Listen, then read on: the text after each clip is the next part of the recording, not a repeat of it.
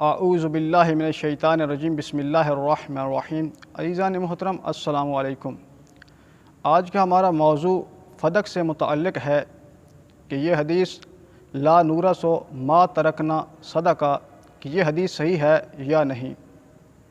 عزیزان محترم، اہل سنت کی معتبر کتاب صحیح بخاری جلد 5 صفحہ نمبر 355 پر ہے کہ جب حاکم وقت نے یہ حدیث حضرت فاطمہ الزہرا سلام اللہ علیہا کے سامنے پیش کی تو فوجدت فاطمۃ علی ابی بکر، تو حضرت فاطمہ الزہرا سلام اللہ علیہا حاکم وقت سے ناراض ہوئیں۔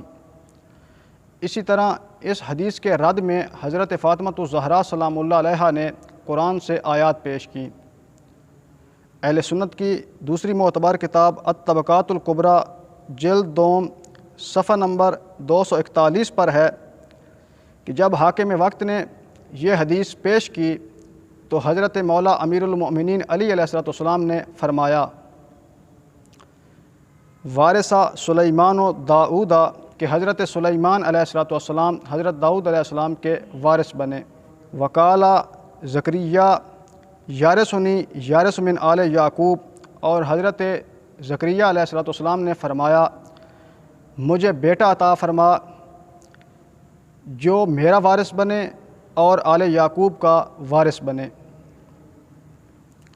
قال ابو بکر، تو حضرت ابو بکر نے کہا ہوا ہاکذا، بات ایسے ہی ہے، وانت واللہ تعلم مثل ما اعلم، اور اللہ کی قسم جیسا ہم جانتے ہیں ویسا آپ بھی جانتے ہیں۔ فقال علی، تو علی علیہ السلام نے فرمایا ھذا کتاب اللہ ینطق، یہ اللہ کی کتاب جو بول کر میراث انبیاء بیان کر رہی ہے۔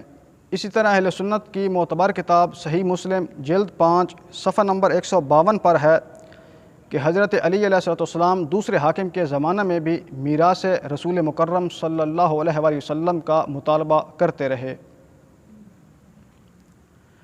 عزیزان محترم، اہل بیت علیہم السلام نے اس حدیث کا انکار کیا ہے، تب ہی تو جناب سیدہ سلام اللہ علیہا حاکم سے ناراض ہوئیں اور اس حدیث کے رد میں قرآنی آیات پیش کی۔ مولا علی علیہ السلام نے بھی اس حدیث کے رد میں قرآنی آیات پیش کی اور دوسرے حاکم کے زمانہ میں بھی میراث رسول مکرم صلی اللہ علیہ وآلہ وسلم کا مطالبہ فرماتے رہے۔ اب غور طلب بات یہ ہے کہ جنہوں نے حسبنا کتاب اللہ کا نعرہ لگایا تھا، فدق کے معاملے میں وہ قرآن کو چھوڑ کر حدیث سے استدلال کرنے لگے، اور یہ مسئلہ میراث اہل بیت علیہم السلام سے متعلق تھا، تو رسول مکرم صلی اللہ علیہ وآلہ وسلم کو چاہیے تھا کہ اپنے اہل بیت علیہم السلام کو اس حدیث سے، اس مسئلہ سے آگاہ فرماتے تاکہ ان کے بعد کوئی بھی اختلاف پیدا نہ ہوتا۔